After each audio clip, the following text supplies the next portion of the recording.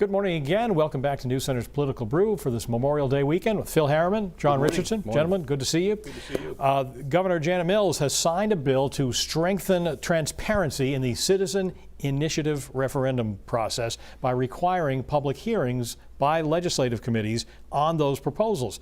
Now, John, this used to be standard operating procedure on referendum questions before Democrats stopped it. Am I right? I think you're right, and thankfully the Democrats put this policy back in place. It's a good policy. It's a bit of a slow it down. What does this mean? And let's see if we have a chance to add some color or some information to these referendum questions. I think this is a good step. I'm glad the governor did what she did in signing it, and I think this will make the referendum process a lot better. Though we need more controls on referendums, or otherwise we're going to end up legislating everything that we do by referendum. I think the additional advantage to what she signed into law is that this may be a little too wonky for early morning on the Political Brew. The Maine Constitution empowers the legislature to either adopt a petition into law, make it law, like it did with Amtrak train service, or they can put out a competing measure, as we saw during the King years with the forest practices legislation. So this gives an opportunity to identify the flaws that may be in a referendum petition because the legislature can't amend it. It's either pass it, send it out, or send a competing measure. So, but theoretically, it also would give the public more information before they go to vote on it. I agree. Yeah. All right. President Trump this week ended talks with Democratic leaders about what was supposed to be a $2 trillion infrastructure package, which most lawmakers and most citizens will tell you we probably need, saying there will be no deals with Democrats unless the Democrats in Congress stop investigating him. Phil, is this kind of ultimatum smart politics for a president looking to get reelected by running on his ability to get things done? Yeah, this has turned into an inside baseball mudslinging contest. The president has amped up the volume, if you will. The speaker has done the same.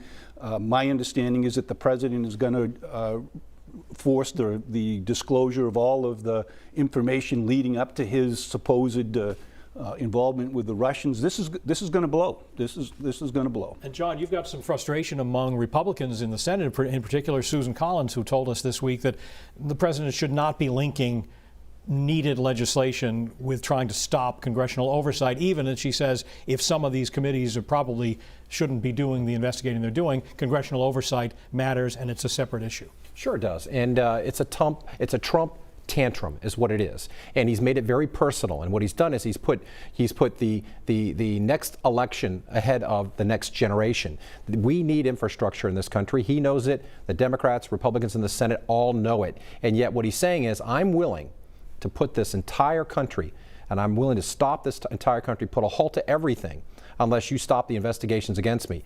No individual is above the law, and whether he agrees or disagrees with what Congress is doing, they have a right to do it. He ought to face what's going on in the Congress and face it straight on. And if he disagrees with it, come with what evidence he has to say this is wrong. And the follow-up to this, of course, is what the president has taken to calling the I word, meaning impeachment. There's a lot of Democrats in Congress say it's time to begin that process.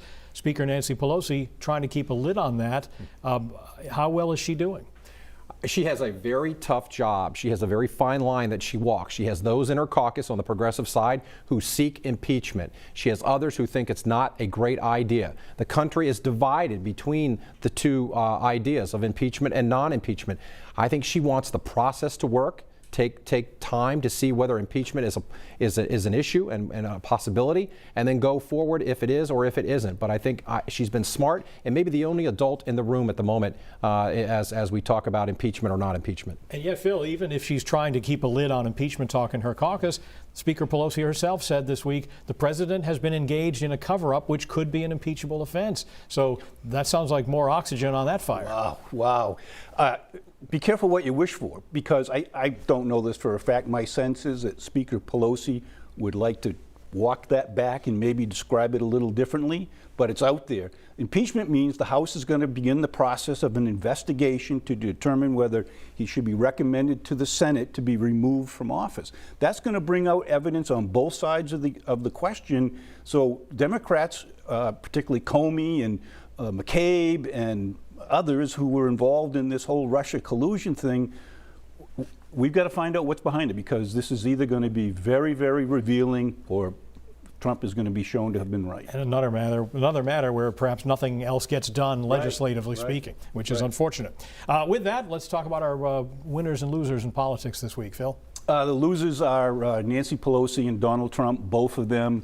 The name calling is unbecoming to both of their offices, and it's not good for our country.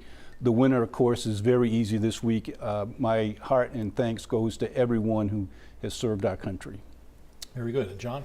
Loser this week is Donald Trump is losing, obviously, and it's getting personal for him. He's losing in the courts with respect to information that he has stonewalled Congress for, and the judge is actually speeding up that process and saying you're going to get the information you want. And I join you in a rare moment of bipartisanship to say God bless our veterans and their families, those who support veterans, the ultimate sacrifice. It's why we're taking a 3-day vacation this weekend, because those who fought and gave ultimate sacrifice for us. Amen to that. Gentlemen, thanks very much. welcome. Political Brew is back next week. News Center's back after this.